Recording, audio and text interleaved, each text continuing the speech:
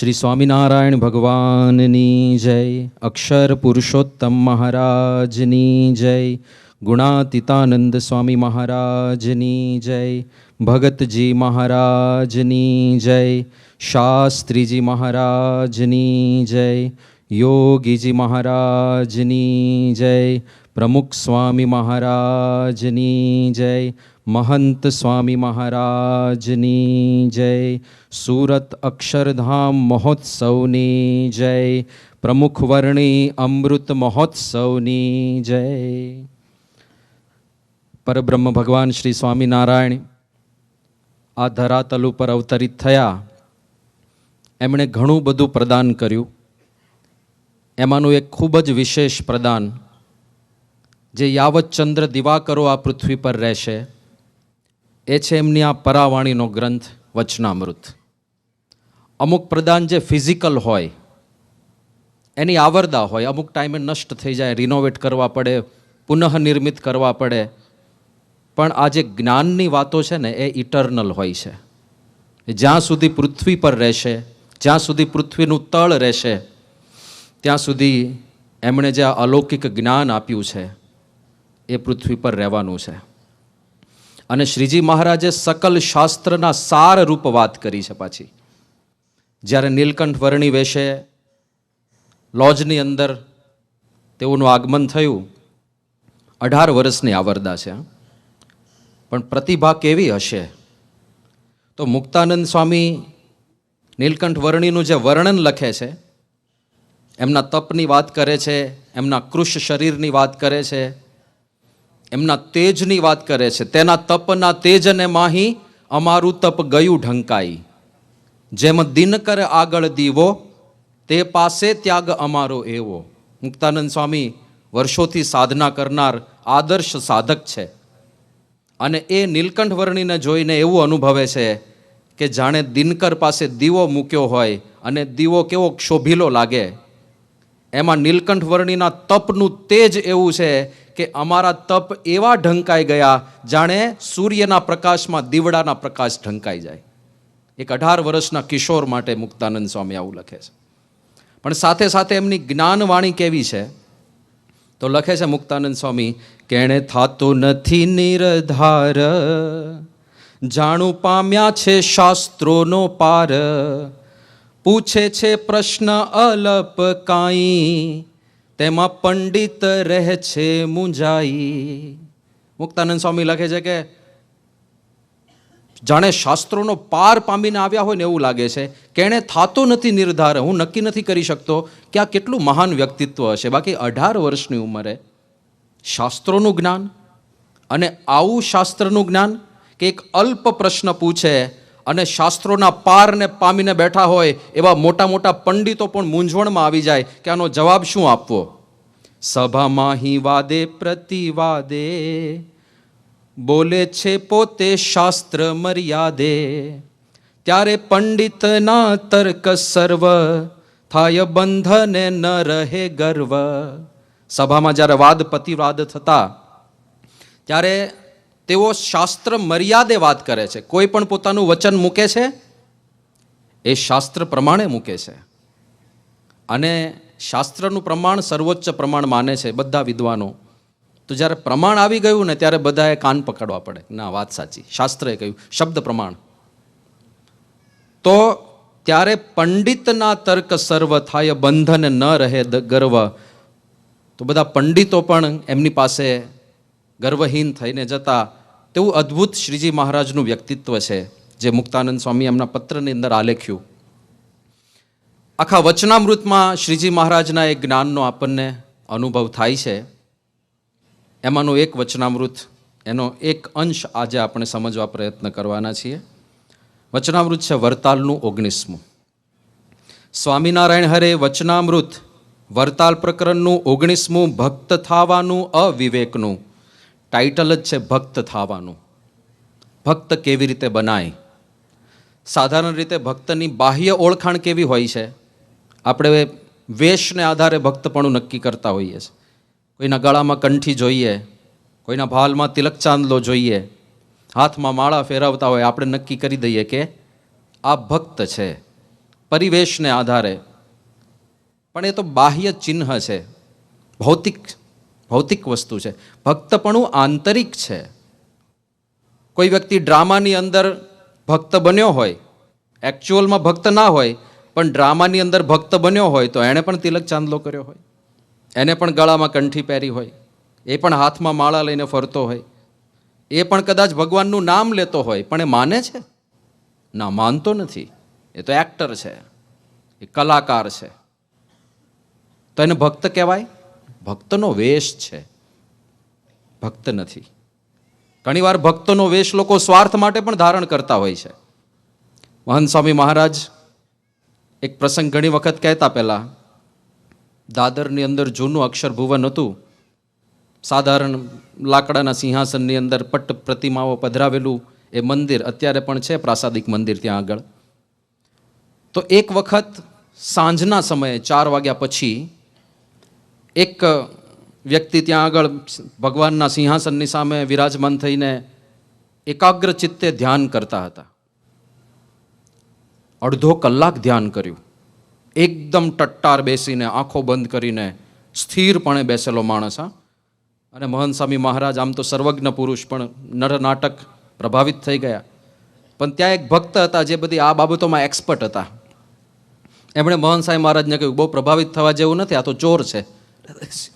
સીધું ચોરનું લેબલ કે શેને આધારે કહો છો આ ચોર છે? તો પહેલાં એ કહ્યું કે સ્વામી તમે જરા નિરખીને જુઓ, કાંઈ તમને કૌતુક લાગે છે? એટલે મહંત સ્વામી મહારાજ નજીક ગયા, થોડું જોયું ચારે બાજુ ફરીને. તિલક ચાંદલો એકદમ તાજો કર્યો હતો, જાણે હમણાં ફ્રેશ કર્યો હોય ને. ખબર પડે ને, તમારા બધાના કપાળમાં છે તિલક ચાંદલા, તો સવારથી કર્યા હોય તો થોડા ઝાંખા થઈ ગયા હોય, આછા થઈ ગયા હોય, ક્યાંક તો આ ગરમીની અંદર સાવ વિલીન થઈ ગયા છે, તિરોહિત થઈ ગયા છે. તિલક ચાંદલો ફ્રેશ. સાંજે 4 વાગે કોઈ ફરીથી તિલક ચાંદલો કરે એવું તો હોય નહીં. કાં તો પછી બીજી વાર પૂજા કરે કે ભાઈ મને બહુ મોડો સત્સંગ મળ્યો, મારે 2 વખત પૂજા કરવી છે. એટલે 1 વખત તો કરો સરખી. એટલે એમને પણ થોડું લાગ્યું કે કંઈક કૌતુક તો છે આમાં. પછી પહેલાં ભક્તે કહ્યું કે સ્વામી તમે અહીંયા ખૂણામાં બેસી જાઓ અને ખેલ જુઓ, કંઈક થશે હમણાં. અને એવા સ્થાને બેસાડ્યા એમને કે પહેલાંને ખબર ના પડે મને કોઈ જુએ છે. અને પછી થોડી વાર થઈ ને એટલે પહેલાં આંખો ખોલી અને ચારે બાજુ જોયું, કોઈ છે કે નહીં, કોઈ હતું નહીં, કોઈ દેખાયું નહીં એમને. એટલે પગથિયા ઉતરીને નીચે ગયા અને ત્યાં નજીકમાં બાથરૂમ હતું હરિભક્તો માટેનું. ચંપલ પહેરીને બાથરૂમમાં ગયા. થોડી વાર થઈ, બાથરૂમમાંથી બહાર આવ્યા ત્યારે ચંપલ નહોતા પહેર્યા. ચંપલ ક્યાં ગયા? તો હાથમાં થેલી હતી, થેલીમાં ગયા. પછી બીજા ચંપલ પહેર્યા, બાથરૂમમાં ગયા. પાછા બહાર આવ્યા ત્યારે ચંપલ પગમાં નહોતા. ત્રીજા ચંપલ પહેર્યા, અંદર ગયા, પાછા બહાર આવ્યા, ચંપલ નહોતા. વારાફરતી એક ચંપલ પહેરીને જાય, બાથરૂમમાં જઈને થેલીમાં નાખી દે અને પછી પાછા બહાર આવે. એ બધું જોયા રાખ્યું. પછી સારા ચંપલ બધા જતા રહ્યા. હવે ચિલ્લર વધ્યું હતું, એમાં એમને રસ નહોતો. એટલે પછી બીજી વસ્તુ શોધવા માંડ્યા કે બીજું કંઈ કિંમતી અહીંયા છે. તો કોઈક હરિભક્ત ભેટમાં ઠાકોરજીને જે આરતી ઉતારવાની હોય તો નાની ચાંદીની આરતી આપી ગયા હશે. અને ત્યાં જ સિંહાસન ઉપર પડેલી. એટલે હળવેક દઈને નજીક ગયા અને આમ એકદમ ભાવપૂર્વક ભગવાનના દર્શન કરતા હોય ને એવી રીતે દર્શન કર્યા અને હળવેકથી પેલી આરતી ઉપાડી. જેવી આરતી ઉપાડી પછી તો પેલા ભક્તથી રહેવાયું ને એટલે સીધા જઈને પકડી લીધા. અને પછી જે કાંઈ બધા ભેગા થયા હશે, ટોળું થયું હશે, જે કાંઈ આગળનું જે ગતિવિધિ થઈ હશે. પણ આવા કારણથી પણ હવે તિલક ચાંદલો કરીને જ બેઠા હતા. પરિવેશ તો ભક્તનો જ હતો, ઇન્ટેન્શન્સ કંઈક જુદા હતા. તો બાહ્ય પરિબળનો આધારે આપણે કદાચ ભક્તપણું માની લઈએ, એ ભક્તનો દેખાવ છે. સાચું ભક્તપણું કોને કહેવાય અને કેવી રીતે આવે, એની અદ્ભુત વાત શ્રીજી મહારાજે આ વચનામૃતમાં સમજાવી છે.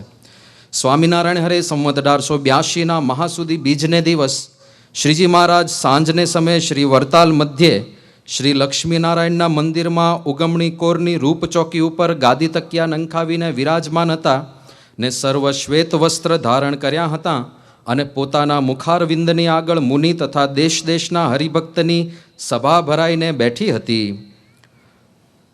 વડતાલ મંદિરની અંદર જે રૂપ ચોકી હોય છે, મંદિરની બહાર જે ભાગ થોડો બહાર આવે ને પ્રદક્ષિણામાં, એને રૂપ ચોકી નામ આપવામાં આવે છે.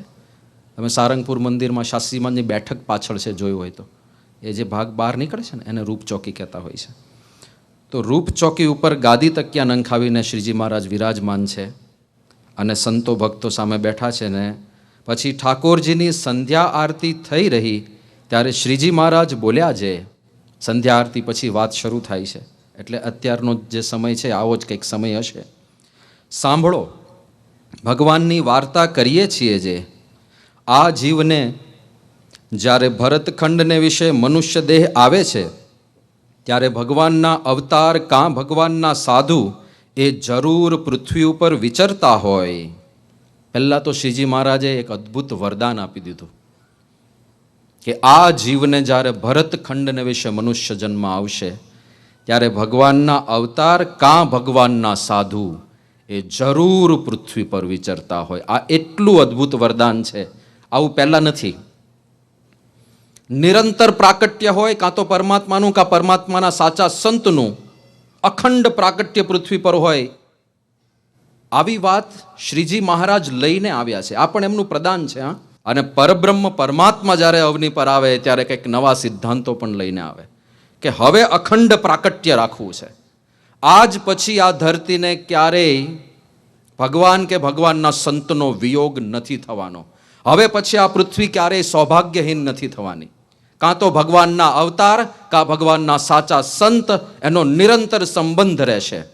આ કેટલું મોટું વરદાન કહેવાય. અહીંયા આગળ ભરતખંડથી પણ એક વિશેષ વાત સમજવાની છે. મોસ્ટલી આપણે ભરતખંડ એટલે ભારત દેશ આવો અર્થ કરીએ છીએ, પણ એકચ્યુઅલમાં ભરતખંડ છે. અત્યારે જેને આપણે ભારત કહીએ છીએ એ ભારત દેશ છે. કિંગડમ ઘણા બધા હતા. ઇવન તમે મહાભારતમાં જુઓ કે રામાયણ કાળમાં પણ જુઓ તો જુદા જુદા રાજાઓના જુદા જુદા રાજ્યો હતા. કિંગડમ ઘણા બધા હતા. હસ્તિનાપુર એ આખો એક પ્રદેશ હતો, એ દેશ હતો. કૈકેય પ્રદેશ હતો. તો જુદા જુદા પ્રદેશો ઘણા બધા હતા, એ બધા દેશો હતા. પણ ભરતખંડ એ બધાને સમાવીને બેઠો હતો. શ્રીજી મહારાજે પણ ભૂગોળ ખગોળનું વચનામૃત છે એમાં 13 અનાર્ય અને 12.5 આર્ય દેશો ગણાવ્યા. એ બધા ભરતખંડના ભાગ છે. 26 દેશો ગણાવ્યા છે શ્રીજી મહારાજે. અને એમાં ઇસ્તંબોલ સુધી એટલે કે ટર્કી સુધી ગણાવી દીધું છે. ત્યાં સુધી ભરતખંડ છે. એટલે અત્યારે આપણે જેને ભારત કહીએ છીએ એ દેશ છે, પણ ભરતખંડ તો થોડો આપણે વિચાર કરીએ તો એવું જણાય છે કે ત્યારનું જે એક્સપ્લોરેબલ વર્લ્ડ હતું, જ્યાં આગળ ભારતીયો ટ્રેડ કરતા હશે જ્યાં સુધી, એ બધું ભરતખંડ હતું. અમેરિકા, ત્યાં તો જંગલ હતું ને બધા વનવાસી લોકો રહેતા હતા, એટલે અમેરિકાનું તો ત્યારે અસ્તિત્વ જ નહોતું. તો જ્યાં સુધી ભારત વર્ષના લોકો વેપાર કરતા હતા અને એક્સપ્લોર કરી શક્યા હતા પૃથ્વી, એ બધી ભરતખંડ હતી. અત્યારે ઘણી વખત બધા જે વિદ્વાનો છે એ રીતે પણ આ જે નવખંડ ભૂમિ છે ને એને આખા પૃથ્વીમાં જુદા જુદા ખંડમાં સેટ કરવા પ્રયત્ન કરતા હોય છે, પણ એ પણ વ્યર્થ પ્રયત્ન છે. થોડો વિચાર કરીએ તો એ પણ ખ્યાલ આવે કે આખી પૃથ્વી જ ભરતખંડ છે. કારણ કે બીજા ખંડોનું જે વર્ણન આવે છે, દાખલા તરીકે ઈલાવર્ત ખંડનું જે વર્ણન છે, કિમપુરુષ ખંડનું જે વર્ણન છે, એ બધા ખંડની અંદર 10,000 વર્ષની આવરદા છે. ત્યાં જે લોકો રહે છે એની 10,000 હ્યુમન યર્સની આવરદા છે. એવું કોઈ દેખાય છે અહીંયા આપણને? આખી દુનિયામાં કોઈ નથી દેખાતો. એનો અર્થ એ થયો કે બીજા જે 8 ખંડ છે ભરતખંડ સિવાયના, એ અહીંયા નથી, અને કદાચ અહીંયા છે તો વિઝિબલ ફ્રીક્વન્સી ઉપર નથી, આપણે જોઈ શકીએ એવી સ્થિતિમાં નથી. એટલે ભરતખંડથી આખી પૃથ્વી સમજીએ તો પણ ચાલે એવું છે. ઈલાવર્ત ખંડની બીજી એક વિશેષતા કઈ છે કે ઈલાવર્ત ખંડમાં પાર્વતી માતાએ એક આશીર્વાદ આપેલા છે કે જે કોઈ પણ આ ઈલાવર્ત ખંડમાં પ્રવેશ કરશે એ પુરુષ હશે તો સ્ત્રી બની જશે. હવે આ પૃથ્વી ઉપર એવું કોઈ સ્થાનક આપણને દેખાતું નથી કે જ્યાં કોઈ પુરુષ જાય અને સ્ત્રી બની જાય. કારણ કે પાર્વતીજી અને શંકર ભગવાન એક વખત ત્યાં બેઠા હશે અને કોઈક વ્યક્તિ આવી ગયો અચાનક અને ડિસ્ટર્બ કર્યા એમને, તો પાર્વતી માતાએ શાપ આપી દીધો. તો ભરતખંડ એટલે આપણે આખી પૃથ્વી સમજી શકીએ. આ પૃથ્વી ઉપર જ્યારે જ્યારે મનુષ્ય શરીર મળશે ત્યારે ત્યારે ભગવાનના અવતાર કાં ભગવાનના સાચા સંત એ જરૂર પૃથ્વી પર વિચરતા હોય. હવે ભક્ત બનવાની વાત આવે છે. પહેલાં તો આ અદ્ભુત આશીર્વાદ આવી ગયા અને પછી કહે છે તેની જો એ જીવને ઓળખાણ થાય તો એ જીવ ભગવાનનો ભક્ત થાય છે. ઓળખાણ, પ્રગટ પ્રમાણ જે ભગવાન હોય, જે વિચરતા હોય ધરતી ઉપર, એમને જ્યારે ઓળખી કાઢવામાં આવે કે આ જ પરાત્પર પુરુષોત્તમ ભગવાન છે, ત્યારે ભક્તપણું આવે છે. એક વિશેષ વાત છે. પછી જે બહારથી ભક્તનો વેશ એ તો એમને રાજી કરવા માટે છે. પછી જે કાંઈ ભક્તિ સંબંધી ક્રિયાઓ થાય છે એ એમની પ્રસન્નતાના સાધનો છે. પણ સાચું ભક્તપણું સમજણથી આવે છે. જ્યારે ભગવાન અથવા ભગવાનના સાચા સંત ઓળખાય ત્યારે આપણે ભક્ત બનીએ. અને આ ઓળખાણ થાય તો આપણે કલ્પના ના કરી હોય એવા લોકો ભક્ત બની જાય. ઓળખાણ ઉપર છે. પૂર્વ જીવન ગમે તેવું હોય, આપણને 180 ડિગ્રી ટર્ન દેખાય કે આ કેવી રીતે થયું, કાંઈ જ નથી થયું, પ્રોસેસ આટલી જ થઈ છે, ઓળખાણ થઈ ગઈ. અને એનું ક્લાસિક એક્ઝામ્પલ જોવું હોય તો જોબન પગી. તમે પૂર્વ જીવન વિશે થોડો વિચાર કરો, જે લખાયું છે ગ્રંથોની અંદર એનો વિચાર કરો. આપણે ક્યારેય સ્વપ્નની અંદર કલ્પના ના કરી શકીએ કે આ વ્યક્તિના હાથમાં માળા હોઈ શકે ક્યારેય. જે વ્યક્તિનું પૂના સુધી તીર ચાલતું હોય અથવા કલકત્તા સુધી તીર ચાલતું હોય, બંને પ્રકારના ઉલ્લેખ મળે છે. પૂના અને કલકત્તા સુધી તીર ચાલે એટલે જે તીર ઉપર જોબનનું નામ લખ્યું હોય, રસ્તામાં તમે જાઓ, પહેલાં તો જંગલ પ્રદેશો હતા, અત્યારે હાઈવે થઈ ગયા ને એટલે સિક્યોરિટી ઘણી થઈ ગઈ. સતત વાહનોની અવર જવર હોય એટલે કોઈ તમને લૂંટી ના લે. પહેલાં જંગલના માર્ગે જવાનું હતું. એટલે જો તમે કાંઈ માલમત્તા લઈને જતા હો તો પોસિબિલિટી પૂરેપૂરી કે કોઈક ને કોઈક તો તમને આતરીને લૂંટી જ લે. તો તમારે છેક કલકત્તા સુધી જવું હોય, લાખો રૂપિયાની મિલકતની સાથે, ઘરેણાઓ સાથે, રોકડ રકમ સોના મહોરો સાથે છેક કલકત્તા સુધી જવું છે. તમારી ઈચ્છા એવી છે કે મને કોઈ ચોર, લૂંટારો, ડાકુ કોઈ અડે પણ નહીં, કોઈ મારું ધન લૂંટે નહીં, એવી ઈચ્છા હોય તો પહેલાં જોબન પાસે જવાનું. અને ત્યાં જઈને એનું જે મહેનતાણું હોય, એણે જે નક્કી કર્યા હોય પૈસા, એનો કટ એને આપી દેવાનો કે લો ભાઈ આટલા પૈસા મેં તમને આપ્યા, પણ હવે હું કલકત્તા સુધી આ લાખો રૂપિયા લઈને જઈશ, મને કોઈ અડવો ના જોઈએ. એટલે જોબન એનું તીર આપે કે આ તીર લઈને જજો. કોઈ જો ચોર, ડાકુ, લૂંટારો તમને રસ્તામાં આંતરે, કાંઈ જ નહીં કરવાનું, ખાલી આ તીર દેખાડવાનું. આ જોબનનું તીર છે મારી પાસે, કોઈ અડી પણ ના શકે. બોલો, આનું નામ છે તીર ચાલતું. અને આ બધી એમને વાતો નથી લખી, ખરેખર આવું છે. માવદાન રત્નુ નામના સંપ્રદાયની અંદર એક મહાન ભક્ત થયા. બહુ સારા સંશોધક પણ હતા, બહુ સારા કવિ પણ હતા. શાસ્ત્રીજી મહારાજના જીવન ચરિત્રનો પ્રસંગ કદાચ આપણે સાંભળ્યો હશે કે લક્ષ્મીવાડીએ જે ગીત ગવાતું હતું, આજ 100 વર્ષના વાણા વાઈ ગયા, તોય જાણે હજુ કાલે સવારની વાત રે સહજાનંદ સ્વામી. એ આ માવદાન રત્નુની રચના. એમણે જોબન પગી ઉપર રિસર્ચ કરીને બધા પ્રસંગો શોધ્યા છે.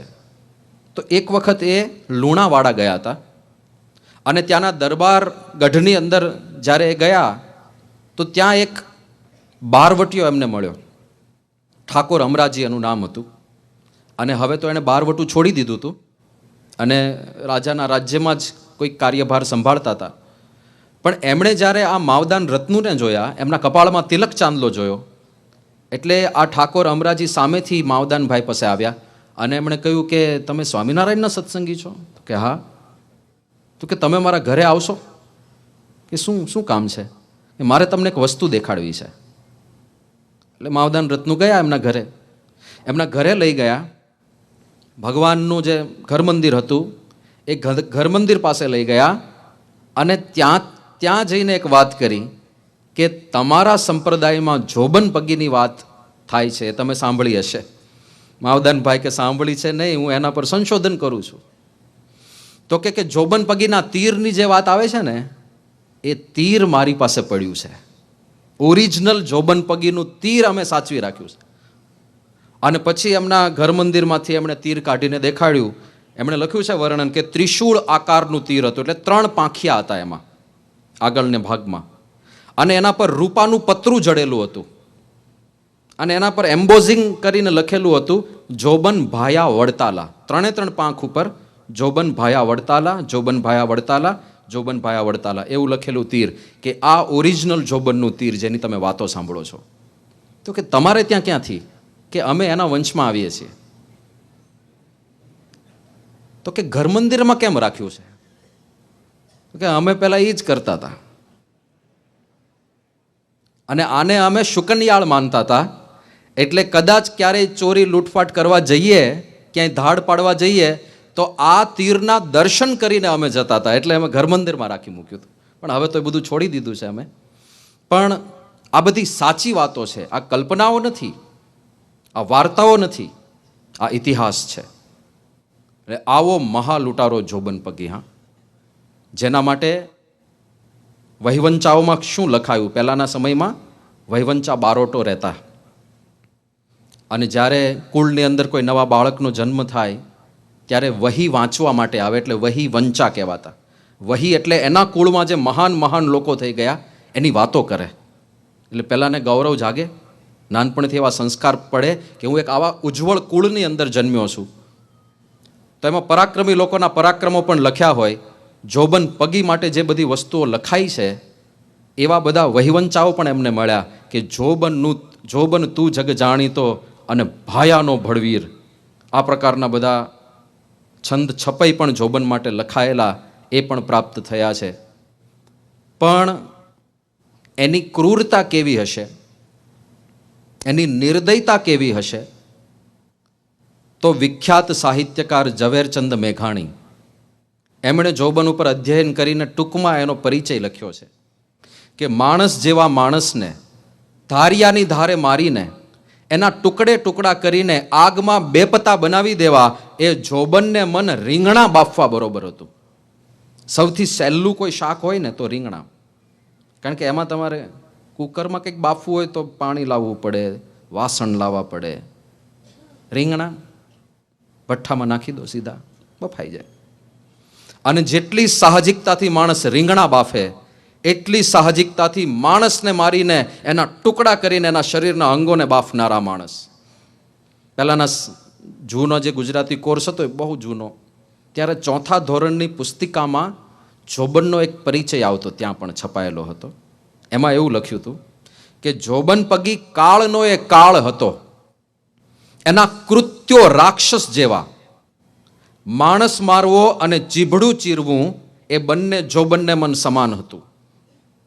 માણસ મારવું અને જીભડું ચીરવું બંને સમાન. વિચાર તો કરો, તમે માર્કેટમાંથી ચીભડું લઈ આવો હો અને સારી રીતે એના ટુકડા કર્યા, ભગવાન સામે ધરાવ્યું.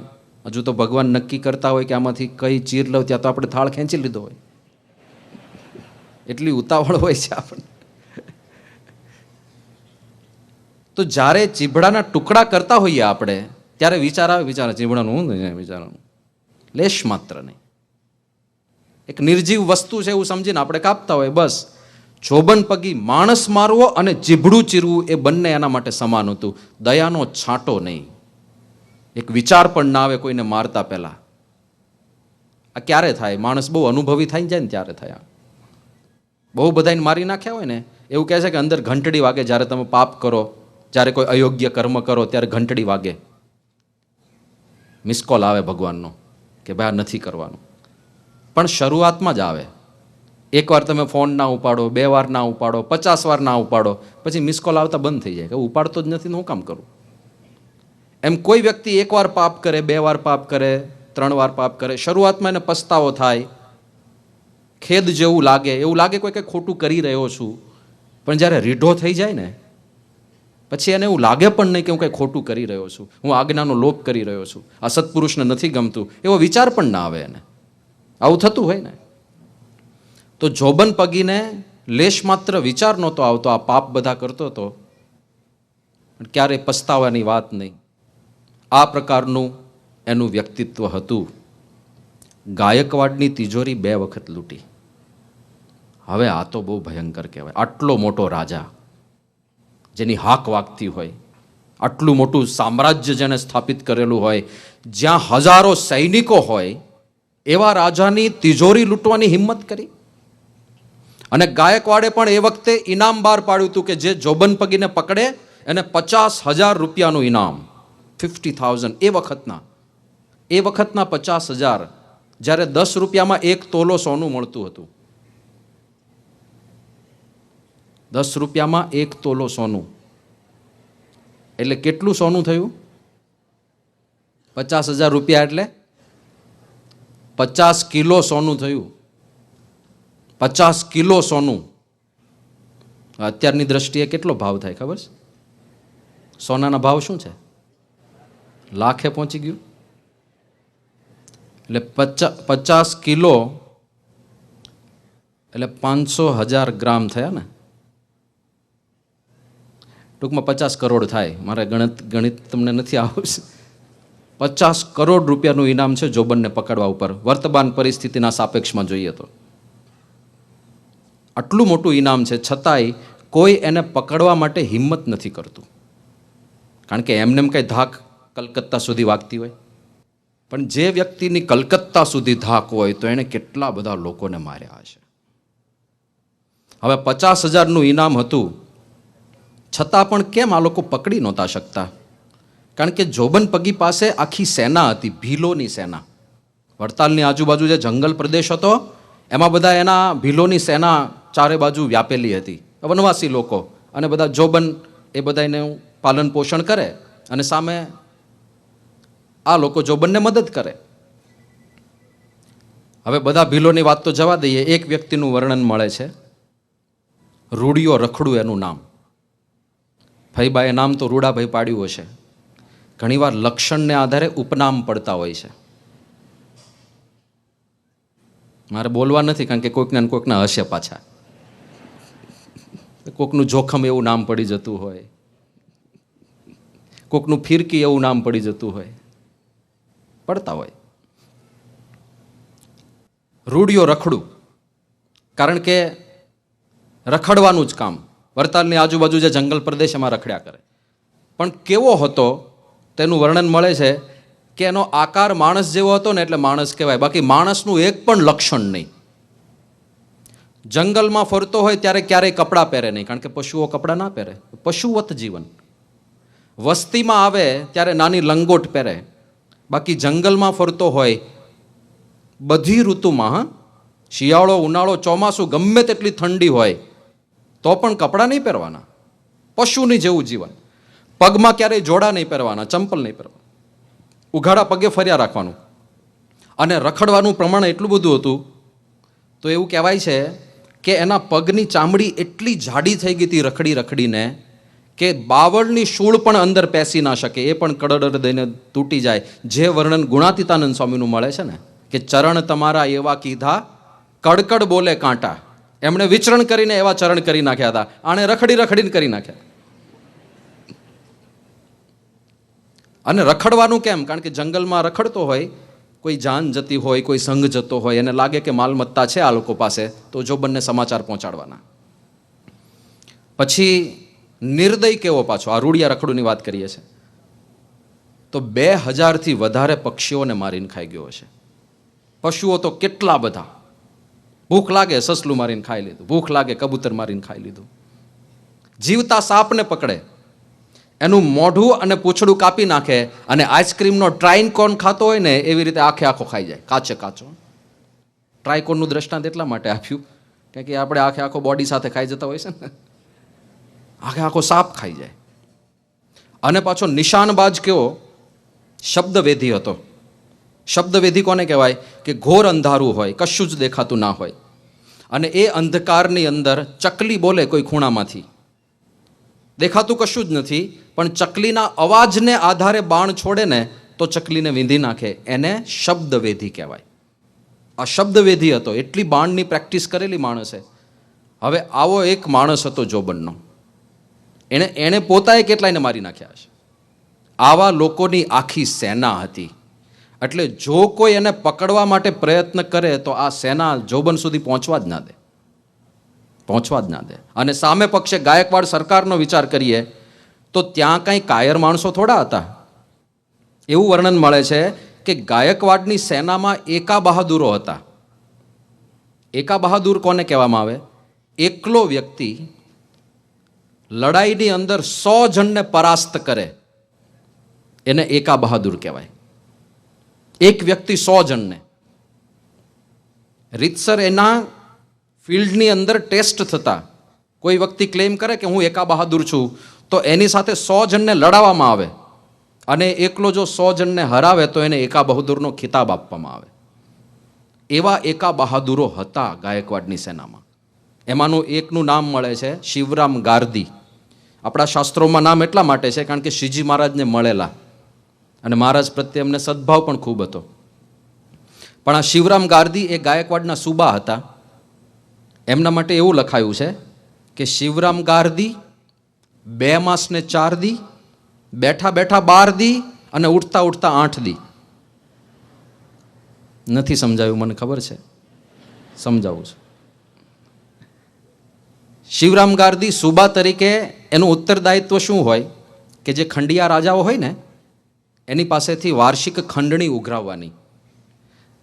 એટલે પહેલાંના સમયમાં કેવું હતું કે કોઈ મોટા રાજાએ નાનું રાજ્ય જીતી લીધું તો પછી ત્યાં એ રહે નહીં. પહેલાં રાજાને એનો ખંડિયો રાજા બનાવી દે કે ભાઈ તું જ રાજ્ય કર, તું જ બધો વહીવટ સંભાળ, પણ મુખ્ય રાજા હું, એટલે તારે મને વર્ષે આટલી રકમ મોકલી આપવાની, તને જે આવક થાય એનો આટલો ભાગ મોકલી આપવાનો, જેને આપણે ટેક્સ કહેતા હોઈએ છીએ. જેમ કે દાદા ખાચર છે, સુરા ખાચર છે, અલૈયા ખાચર છે, બધા ખંડિયા રાજાઓ હતા. મુખ્ય રાજા કોણ કહેવાય? ભાવનગર નરેશ. તો એવી રીતે ખંડિયા રાજા પાસે હવે વાર્ષિક જે ઉપજ આવી હોય અને એની જે ખંડણી ઉઘરાવવાની હોય, ઉઘરાણી વગર કોઈ આપે છે પૈસા? તમને બધાને અનુભવ છે, ઉઘરાણી વગર કોઈ ના આપે.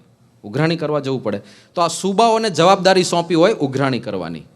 એ લોકો વર્ષે વર્ષે જાય અને બધા પાસેથી કલેક્ટ કરી લે. પણ શિવરામ ગારદીની ધાક એવી હતી, એ જો કોઈ જગ્યાએ કોઈને ખબર પડે કે શિવરામ ગારદી આવે છે ખંડણી ઉઘરાવવા, પેલો રાજા થરથર ધ્રુજવા માંડે. અને એના માટે આ કહેવાતું શિવરામ ગારદી 2 માસ ને 4 દી. એટલે કે કોઈ એ શિવરામ ગારદીને એવું કહે ને કે ભાઈ હમણાં મારી પાસે પૈસાની વ્યવસ્થા નથી, તમે પછી આવજો, તો શિવરામ ગારદી ત્યાં જ ધામા નાખે, ત્યાં જ રોકાય. અને એકવાર રોકાયો, એકવાર જેઠો બેઠો હેઠો, પછી બેઠો એ બેઠો, 2 મહિના ને 4 દિવસ સુધી ઊભો ના થાય. 2 મહિના ને 4 દિવસ એકવાર ધામા નાખે એટલે ત્યાં રોકાવાનું જ. ભલે રોકાય, શું ફરક પડે છે? પણ એકલો ના હોય. એની સાથે હજારોનું સૈન્ય, હાથી, ઘોડા, ઊંટ, આખી ચતુરંગીણી સેના હોય. અને એ સૈન્યનું આખું એની સાઇઝ એટલી મોટી હોય કે એ લોકોને 2 મહિના ને 4 દિવસ રહેવાનું, તો તંબુ તાણવા પડે, ઘોડાઓને બાંધવા માટે, હાથીને બાંધવા માટે, ઊંટને બાંધવા માટે વ્યવસ્થા કરવી પડે, આખું નગર બનાવવું પડે ને 2 મહિના 4 દિવસ. એ નગરને ઊભું કરતા બેઠા બેઠા 12 દી, 12 દિવસ એ તંબુ તાણતા ને સેટઅપ કરતા થાય. અને ઉઠતા ઉઠતા 8 દી, એનું વાઇન્ડ અપ કરવામાં બીજા 8 દિવસ જાય. એટલે ટોટલ કેટલું થયું? ઓલમોસ્ટ 3 મહિના. 3 મહિના સુધી શિવરામ ગારદી અને એનું સૈન્ય ત્યાં જ રહે. અને એને જમાડવાની જવાબદારી કોની હોય? પેલે આ ખંડિયા રાજાની. એના કરતાં ખંડણી આપે ને તો સસ્તામાં પતી જાય. એટલે ખબર પડે કે શિવરામ ગારદી આવે છે, કોઈ એવું ના કે ભાઈ હમણાં વ્યવસ્થા થાય એવું નથી. તરત જ ખંડણી સામે જઈને આપી આવે, રસ્તા ઉપર, હાઈવે ઉપર જઈને આપી આવે કે આ બાજુ રસ્તો બહુ ખરાબ છે, બારોબાર નીકળી જવાનું, આ બાજુ નહીં આવતા. એવા ગભરાય બધા શિવરામ ગારદીથી. આવા એકા બહાદુરો હતા ગાયકવાડની સેનામાં. પણ છતાંય જ્યારે જોબનને પકડવાની વાત આવે ત્યારે કોઈ સાહસ ના કરે. પ્રયત્ન કરી જોયા. એવું પણ વર્ણન મળે છે કે 50 જેટલા અમલદારોએ અને અનેક ફોજદારોએ અને એક સુપ્રિન્ટેન્ડન્ટ અધિકારી હતો હેગડે કરીને, એ બધાએ પ્રયત્ન કરી જોયા, પણ એ બધા વરતાલની સીમમાં ગયા તે ગયા, કોઈ પાછા ના આવ્યા. જે પણ પકડવા ગયા પછી એના નામો નિશાન ના મળ્યા. એટલે હવે કોઈ સાહસ નહોતું કરતું એને પકડવાનું. આ છે જોબનનું ચરિત્ર. હવે તમે જ કલ્પના કરો કે આવા વ્યક્તિના હાથમાં માળા હોય. એના માટે લખાયું છે કે ગાયકવાડ તણા સુબા નામ સુણી સંતાય, ફોજુ તો પાછી ફરે અરે ભાળે તો ભરખાય. ગાયકવાડ તણા સુબા નામ સુણી સંતાય. બીજું છે એક આવું, જોબન વડતાલા તણી ધાકે સહુ સંતાય, અને ધોળે દારે નગરના જોને દરવાજા દેવાય. ધોળા દાડે લૂંટ ચલાવનાર માણસ. આ વ્યક્તિત્વને સત્સંગ થાય, એના હાથમાં માળા હોય, ગળામાં કંઠી હોય, ભાલમાં તિલક ચાંદલો હોય, એવી કોઈ કલ્પના ના કરી શકે. પણ થયું ક્યારે? જ્યારે પ્રગટ ભગવાનની ઓળખાણ થઈ ત્યારે. સામે મનુષ્ય રૂપે જે ભગવાન હતા એ ઓળખાયા. પ્રસંગ આપણે સૌ જાણીએ છીએ, પણ મહારાજના ચરિત્રો છે, પુનઃ એકવાર સાંભળીએ. ચોબન પગીનો ઘોડો મરી ગયો. હવે આ લોકોને લૂંટમાર કરીને રાતોરાત ભાગવાનું હોય, ઘોડો સારો જોઈએ. અને બીજું બહુ સારી વસ્તુ હોય તમારી પાસે, એનું મૃત્યુ થાય તો દુઃખ તો બધાને થાય જ પાછું. અને એવી બીજી વસ્તુ મળે એવો પ્રયત્ન પણ થાય. આટલો સારો ઘોડો, જોબન ઉદાસ છે કે ઘોડો ગયો, ઘોડો ગયો. કોઈકે કહ્યું કે જોબન ઉદાસ ના થા, મળી જશે બીજો. પણ ક્યાં મળે? આવો ક્યાં મળે? આવું તો નહીં જ મળે. અને ત્યારે કોઈકે કહ્યું કે સ્વામિનારાયણ પાસે રોજો ઘોડો છે. કોઈક જગ્યાએ માણકીનો પણ ઉલ્લેખ મળે છે.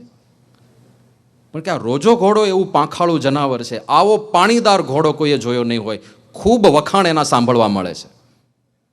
જોબન એવો ઘોડો તો તારે ત્યાં હોવો જોઈએ. જોબને કહ્યું કે એટલો સારો ઘોડો છે? કે હા, બહુ સરસ ઘોડો છે, ફૂલ બધા વખાણ કરે છે. એ લઈ આવ ને, તારી જે કયા વિમાસણ છે એનો અંત આવી જશે. ક્યાં હશે સ્વામિનારાયણ? તો કે અત્યારે અહીંયા ડભાણમાં જ છે, યજ્ઞ ચાલે છે અને બ્રાહ્મણોની 84 ચાલે છે. રોજના હજારો બ્રાહ્મણો જમે છે, હજારો લોકો એ યજ્ઞના દર્શન માટે આવે છે. ઓહો, તો બહુ સારું. ચોરને ટ્રાફિકમાં બહુ સારું પડે, ભીડભાડ હોય ને. હા, એટલે આ શતાબ્દી મહોત્સવમાં આપણે બધા સંરક્ષણ વિભાગ આટલો સ્ટ્રોંગ રાખવો પડ્યો, કારણ કે જેટલી વધારે ભીડ એટલું આ ચોરોને બહુ અનુકૂળ આવે.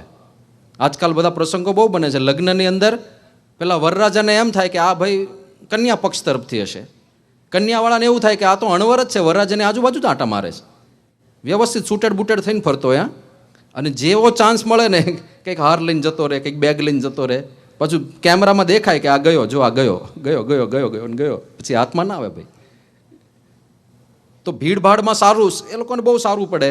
અને આ તો પાછા પ્રોફેશનલ ચોર હતા, પ્લાનિંગ સાથે ચોરી કરનાર. આ ચેઇન સ્નેચર નહોતા કે ચેઇન આંચકીને ભાગી ગયા, એવા નહોતા. વિથ પ્લાનિંગ, આખી સ્ટ્રેટેજી બનાવવાની. એટલે જોબને એના સાથીઓને કહી દીધું કે ભાઈ ચલો, ધીસ ઇઝ ધ પ્રોજેક્ટ, હવે આપણે જવું છે. બધા ગયા અને બધા હરિભક્ત બનીને હરિભક્તોની ભેગા ભળી ગયા છે. તિલક ચાંદલાને કંઠીઓ પહેરી લીધી છે. એટલે આપણે પેલી વાત કરીને, વેશ ધારણ કરી લીધો ભક્તનો. ભક્તપણું નથી આવ્યું હજુ, એ થોડા સમય પછી આવવાનું હતું. અને દિવસ દરમિયાન હરિભક્તનો વેશ ધારણ કર્યો છે, નગરમાં બધે ફરે છે, હજારો લોકો આસપાસ છે. દિવસ દરમિયાન એ લોકોએ જોઈ લીધું કે પેલા લોકેશન તો બધા સ્પોટ કરવા પડે ને, કે ભાઈ રોજો ઘોડો કયો, ક્યાં બાંધે છે, ચોકીદારો ક્યાં ક્યાં હોય છે, રાત્રે પહેરો ક્યાં ક્યાં ભરવામાં આવે છે, સિક્યોરિટીની વ્યવસ્થા શું છે. પછી ભગવાન સ્વામિનારાયણ ક્યાં સૂતા હોય છે, કારણ કે આટલો મોટો સંપ્રદાય ચલાવનાર માણસ ભગવાન તરીકે તો હજી ના સ્વીકાર્યા હોય, પણ એટલું તો હોય કે પાવરફુલ માણસ હશે, બાકી આટલો મોટો સંપ્રદાય ઊભો કેમ ન કરે. એટલે કે એ ક્યાં સૂતા છે એમનાથી ગભરાતા રહેવું પડે, એ એકદમ જાગૃત માણસ હશે. તો બધું દિવસ દરમિયાન સ્પોટ કરી લીધું. અને રાત્રે પ્લાનિંગ પ્રમાણે જોબનને એના સાથીઓ બધા સજ્જ થઈને પહોંચ્યા રોજાને ચોરવા માટે. રોજા સુધી પહોંચતા પહેલાં જોબન કે પહેલાં આપણે જોઈ આવીએ ભગવાન સ્વામિનારાયણ સૂતા છે ને, એ સૂતા હોય તો પછી બીજા બધાને તો પહોંચી વળશું, 2 ટપલી મારીને પાડી દઈશું, એની ચિંતા નથી. એટલે ચોકીદારોને કેવી રીતે ડિસ્ટ્રેક્ટ કરવા ને એ બધું આ લોકોને આવડતું હોય બહુ સારી રીતે. પણ ભગવાન સ્વામિનારાયણની બીક ખરી, તો પહેલાં એ ચેક કર્યું. મહારાજ એમના ઉતારે સૂતા હતા, ઘસઘસાટ. ચલો હવે કોઈની સાડાબારી નથી. અને પછી સીધા ગયા ઘોડશાળમાં અને પહેલો જ રોજો ઘોડો બાંધતા હતા. શ્રીજી મહારાજનો ઘોડો પહેલો જ રાખતા હતા. અને જેવા જોબન પગી ત્યાં ગયા કે ઘોડાની પેલી સરક છોડીને બસ લઈ જઈએ, પણ શ્રીજી મહારાજને ત્યાં દર્શન થયા. ત્યાં ઊભા હતા મહારાજ, ઊભા ઊભા રોજા ઘોડાની કેશવાળી ઉપર હાથ ફેરવતા હતા પ્રેમથી. મેં તો કે ત્યાં હતા, સૂતા હતા ને અહીંયા કેવી રીતે આવડી ગયા? આટલું ઝડપથી કેમ ના આવી ગયા? એટલે ત્યાં પાછા ક્રોસ ચેક કરવા ગયા કે ત્યાં છે કે નહીં. ત્યાં ગયા તો ત્યાં મહારાજ સૂતા હતા પાછા. અને મનાયું નહીં કે ત્યાં પણ છે, અહીંયા પણ છે. અહીંયા આવ્યા તો અહીંયા પાછા જુદા રીતે દર્શન થયા. એ રોજા ઘોડાને પાવરો ચડાવતા હતા, જમાડતા હતા. પાછા ત્યાં ગયા, ત્યાં સૂતા હતા. આ બાજુ આવ્યા, મહારાજાના પર પલાણ નાખીને સરખું કરતા હતા. ક્યારેક પીઠ ઉપર હાથ ફેરવે છે, ક્યારેક જમાડે છે, ક્યારેક કેશવાળી ઉપર હાથ ફેરવે છે. 6 વખત આમથી આમ આટા ફેરા કર્યા. આ બાજુ પણ દર્શન થાય, આ બાજુ પણ દર્શન થાય, બંને બાજુ દેખાય. એટલે 6 વખત આમથી આમ ગયા. ત્યાં તો સવાર પડી ગઈ. સવાર પડી ગઈ એટલે હવે તો ચોરી થાય નહીં, અજવાળું થયું, હમણાં બધા જાગવા માંડશે. એટલે જોબનનો પહેલો દિવસ નિષ્ફળ ગયો. બીજે દિવસે ફરીથી આ જ સ્ટોરી બની, સેમ ઘટના. આમથી આમ 6 વખત આંટા ફેરા કર્યા, પણ સવાર પડી ગઈ એટલે પાછું નિષ્ફળ ગયા. ત્રીજે દિવસે જોબને એના સાથીઓને કીધું કે આજે હવે નિષ્ફળ નથી જવું. કદાચ પહેલાં ઘોડો, રોજો ઘોડા પાસે સ્વામિનારાયણ આપણને ઊભેલા દેખાય છે, પણ પાછળ પણ બધા દરબારોના સારા સારા ઘોડા બાંધેલા હોય છે. એ પણ જાતવાન છે, બધા પાણીદાર છે. એમાંથી કોઈક સારો ઘોડો ઉપાડીને જતા રહીશું, બાકી ખાલી હાથે પાછા ના ફરાય. અને જો એ નિષ્ફળ જાય એવી વાત સમાજમાં વહેતી થાય તો એની ધાક, એની પકડ એ ઓછી થઈ જાય. એટલે જોબન કે આજે બીજો કોઈ પણ ઘોડો ચોરી લઈશું, પણ ખાલી હાથે જઈએ ને તો લોકમાં આપણું નામ ખરાબ થાય, કલંક લાગે આપણને. બધા કે બરાબર છે. અને આવું નક્કી કરીને ગયા. અને આ બાજુ પહેલાં શ્રીજી મહારાજને ચેક કર્યા કે સૂતા છે. મહારાજ સૂતા હતા. ઘોડશાળમાં પગ મૂક્યો. આજે એવું નક્કી કર્યું હતું કે પાછળથી કોઈ પણ ઘોડો લઈશું. અને જેવી ઘોડશાળમાં દ્રષ્ટિ કરી તો ઘોડે ઘોડે શ્રીજી મહારાજના દર્શન કર્યા. દરેક ઘોડા પાસે ઊભા હતા. કોઈકને પાવરો ચડાવતા હોય, કોઈકની કેશવાળી ઉપર હાથ ફેરવતા હોય, કોઈકની કાનસુરી સરખી કરતા હોય. અરે જોબન પગી આશ્ચર્યચકિત કે આવું તો કેવી રીતે સંભવ બને? શાસ્ત્રમાં નથી લખ્યું, પણ આ તો આપણે કલ્પના કરીએ છીએ કે જોબન અને એના માણસો વચ્ચે ત્યારે એક સંવાદ થયો હશે. જોબનના માણસોએ કહ્યું હશે જોબનને કે જોબન, લાગે છે કે આપણે ખોટી જગ્યાએ આવી ગયા. અને ત્યારે જોબન બોલ્યા હશે કે ભાઈ, ખોટી જગ્યાએ તો અત્યાર સુધી જતા હતા, હવે સાચી જગ્યાએ આવ્યા છીએ. આ ભગવાન છે, આ સાક્ષાત પરમાત્મા હોય તો જ આવું સંભવે, બાકી આવું કેવી રીતે થાય? અને છતાં હજુ શંકા રહેતી હતી. જો પરચા જોયા પછી પણ શંકાઓ તો રહેતી જ હોય છે. ઝીંઝાવદરમાં અલૈયા ખાચરની ઉપસ્થિતિમાં શ્રીજી મહારાજે સમાધિઓ કરાવી છે. એણે નજરે જોયા પરચા, છતાં મનુષ્ય ભાવ આવ્યો ને. અહંકાર એવી વસ્તુ છે કે આપણને ગમે ત્યારે તોડી નાખે. એટલે એવું નથી. પરમ વિશ્વાસ ને શ્રદ્ધા, એમનું ઉજ્જવળ ચરિત્ર તો જુઓ, કેમ વિશ્વાસ ના આવે? તો જોબન પગી હજુ વિશ્વાસ નહોતો આવતો. એક સંકલ્પ બધાએ ભેગા થઈને કર્યો કે આપણે 3 દિવસથી અહીંયા છીએ, કોઈએ આપણને ઓળખ્યા નથી. તિલક ચાંદલો કંઠી પહેરીને ફરે છે, સત્સંગી જેવા સત્સંગી થઈને ફરે છે, વેશ પલટો કરી નાખ્યો છે. કોઈને ખબર નથી કે આ જોબન અને એની ગેંગ છે.